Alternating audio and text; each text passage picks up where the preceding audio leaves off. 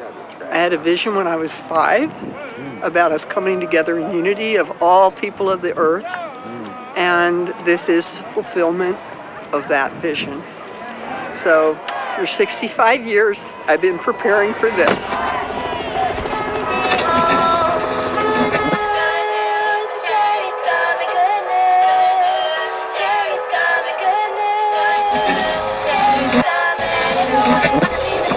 How could God, who loves everyone, stand back and watch people suffer?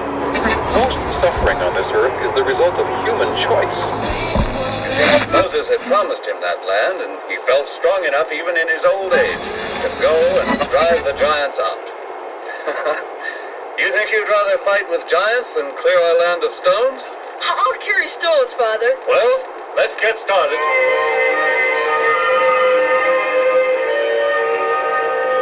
Eventually, all the land was divided among the children of Israel. Everyone received a share. Everyone except...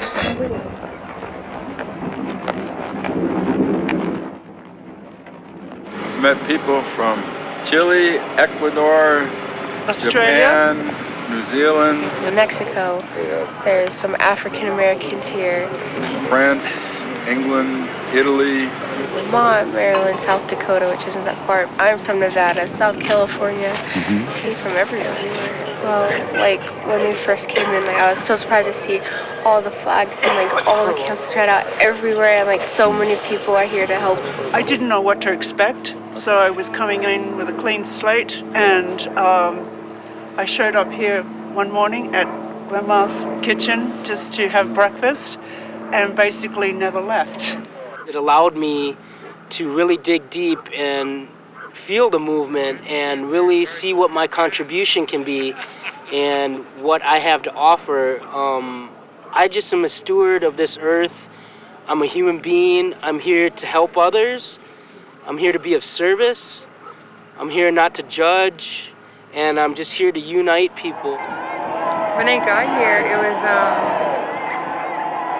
I've never felt such, like, peace and love and community at this level, at this height. It was amazing.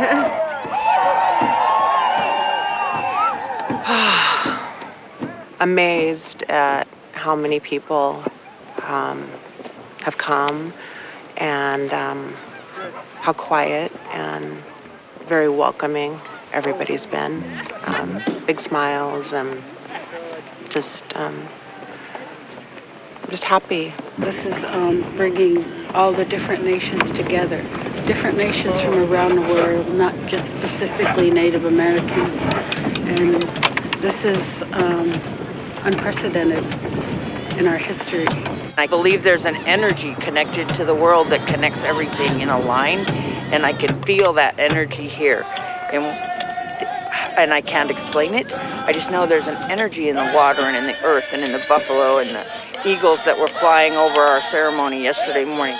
It's a very powerful time, and I feel that we're coming together, we're uniting, and we're really learning that we are one people, one being, and what we do to Mother Earth, we also do to ourselves.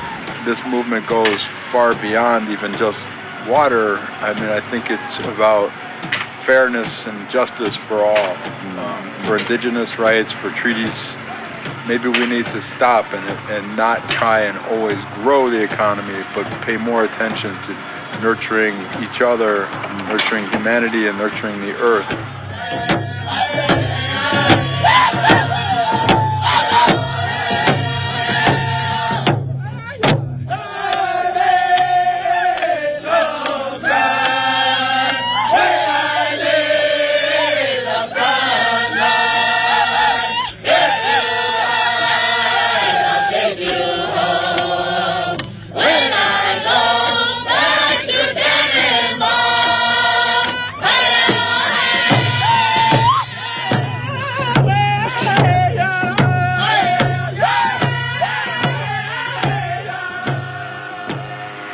When I came in here, I mean, it was just shock and awe. I mean, I've never seen something so beautiful in my life.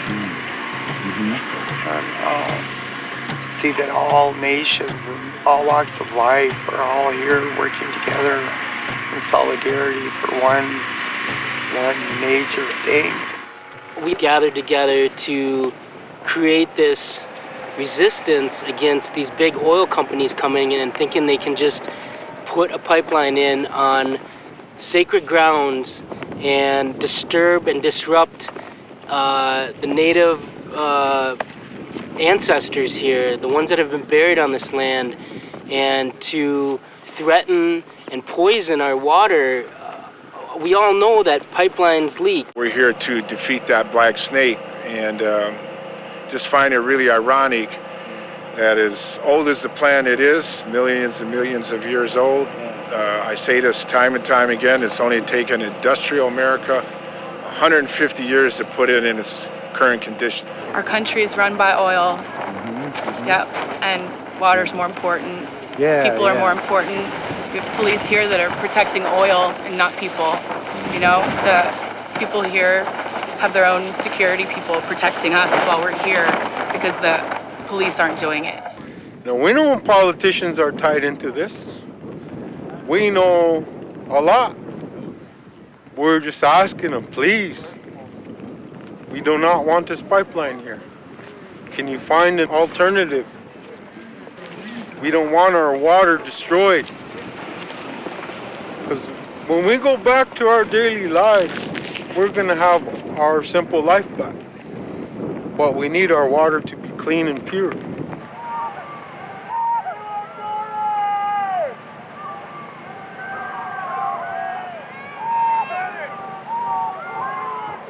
There is no accountability. These big oil companies are just trying to make a big buck, and that's what we're seeing. And this is just the first of many stands against these big oil companies, because I feel like the people right now are trying to put that accountability back into the big companies because they are not taking responsibility for their actions, and they're just taking and taking and taking. The last man with the most wins. And they're willing to kill everything to be that last man. People are really caught up in this fast-paced life that they're not going slow enough to pay attention to what's going on around them. So there's a lack of conscious awareness and a lack of regard for other people. I mean, there's people that just walk by and not say anything and not even acknowledge there's another human being next to them. And that's what I was noticing. And here, just everybody notices that who's with them. So I noticed that people are stressed. And even the way they talk, they're not very loving because they're just so, How can sane and compassionate people come to a place where an entire group of people, race of people, gender of people don't matter, like are discounted entirely? This group of people matter. When I hear the geese, when I hear the animals, I think one day if we put this pipe in there and it contaminates our water, we're not going to hear those animals anymore.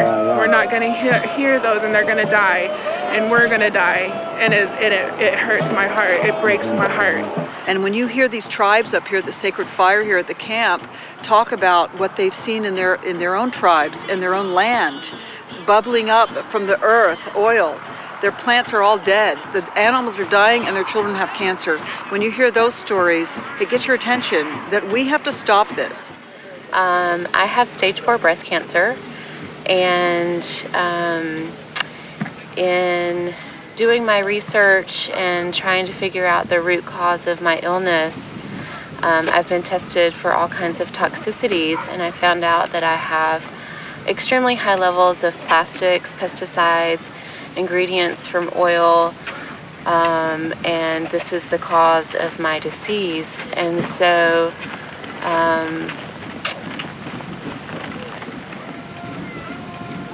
So it's personal.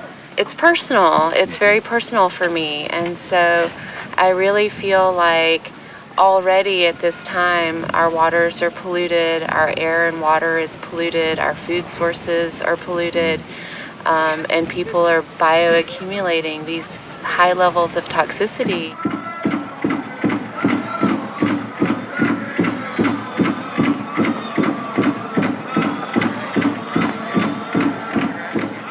when multi-million-dollar companies come and decide to build,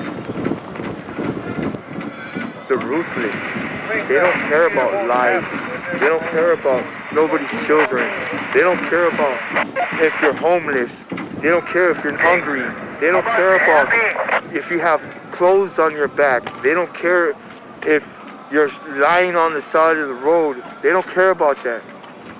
They care about the money that's gonna make them billions and billions of dollars.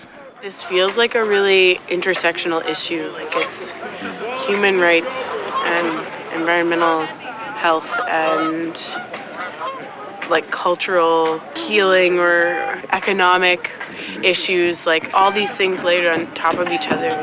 We're standing on the grounds that were signed by the 1851 treaty. This is treaty land. You know, everything illegal on that side of the road, whoever acquired it and bought it, they are also in violation of that treaty. I don't think that our government has the right to sell those rights, you know, to drill and frack and pollute. And I mean, who gives them the right? Literally, like, you know, how did they buy into this? How did they acquire these rights? No one should own water. Water should be a free resource and it should be protected. It really should be looking at every river and water source as sacred and protected for all future generations. What's at stake directly is our treaty rights and water rights and rights to protection from threats to sacred sites and burial grounds. That's why I come to something like this. It has cultural significance. And I belong to a culture. I don't belong to a colony. I belong to a culture. I'm not American. I'm Dakota. I don't claim to be. I'm not afraid to say that in front of the whole country, 390 million people, because it's something I believe in. See, there's two truths in this country. There's a victim's truth and there's a conqueror's truth. I've always felt just a heart for indigenous peoples and Native Americans of my own country, and just the great atrocities that have been done to them. And felt like the time is now, and it was an opportunity to make a stand. We're not breaking the law. We're just praying and standing. Just, is it trespassing to protect your own land? These are treaty lands. These aren't DAPL lands. You have violated our treaties for more than 200 years. Please stop. Recognize us as human beings. Recognize our children and our grandchildren as human beings. We're spiritual warriors. We're not here to fight. We're all unarmed, and we're not afraid.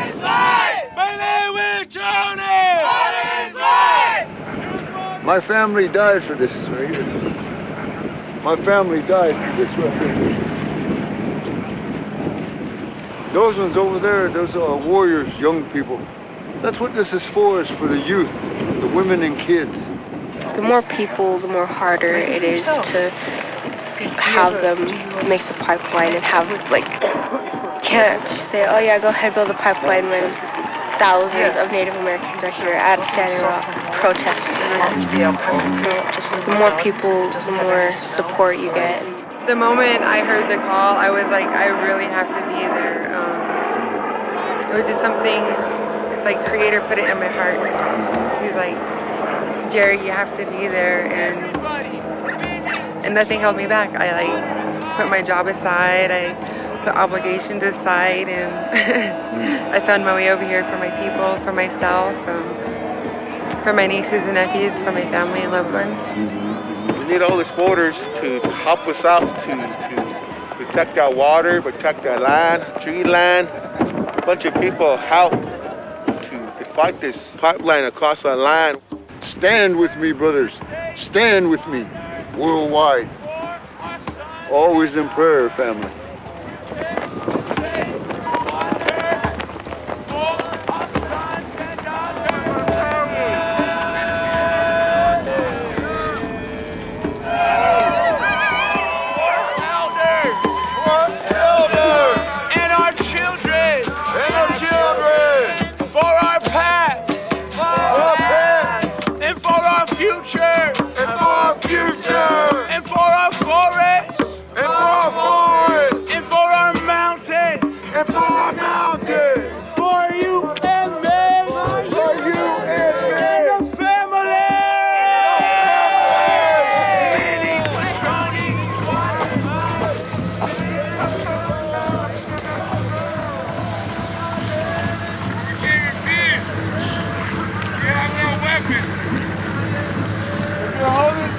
Remember to pray.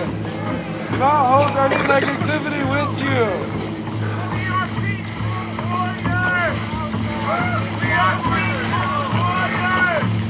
Very important. This affects millions of people. We're all here standing together for this. For those people that don't understand that you can't eat money, you can't drink money. Let the woman lead the way. Because we grow babies, we are life givers. We gave you your first environment. You swam in the waters of our womb. Show that respect today. Keep yourselves to protect us as we walk in a good way. We ask you, the men, to remember that. Yes, we need protection, but we are also fierce woman warriors. Let us protect you as well. Remember that, but stay humble.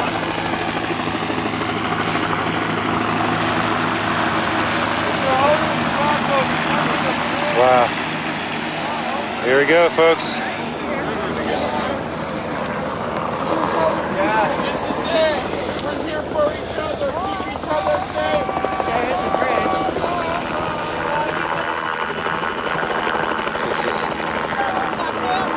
The whole world. Yeah. These are people from every country, every state in America, the world. They're all here to say, wake up, come with us.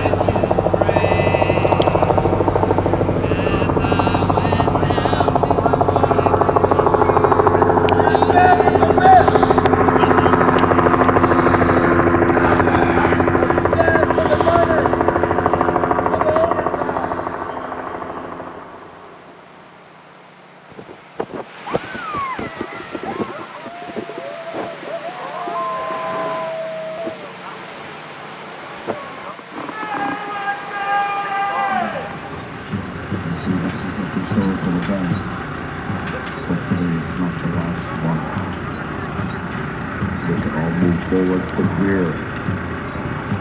Save our planet, save our water, save ourselves. Even those people that are for this pipeline, fighting for them, they don't realize it. I want them to know that they are not our enemy. Greed is our enemy. No doubt.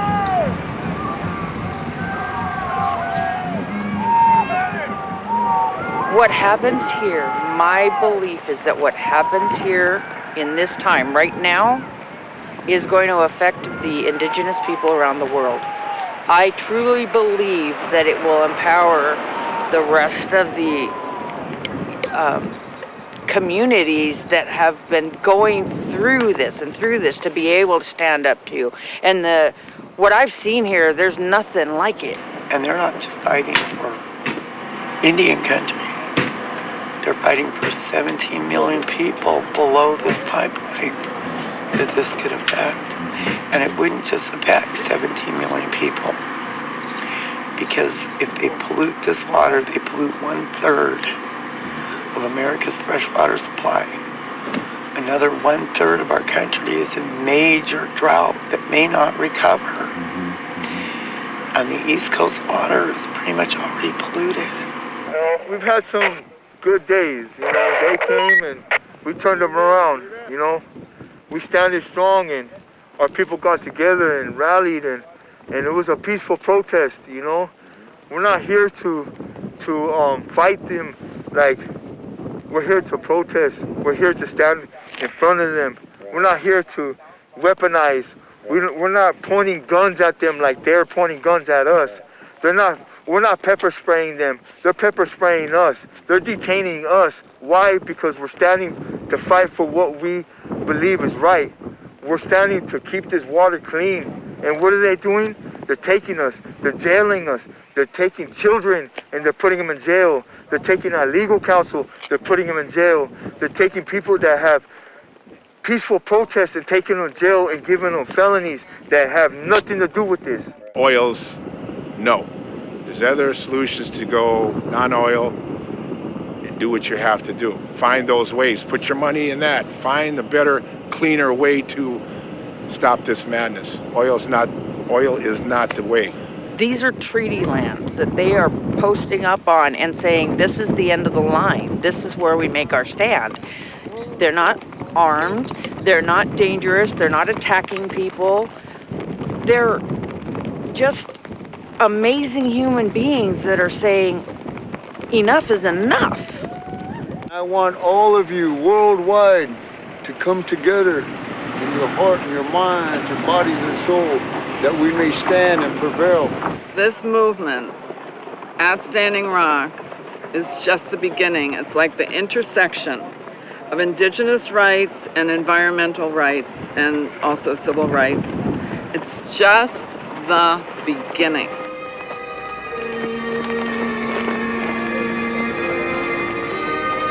So Israel made an end of dividing the country, and the land rested from war.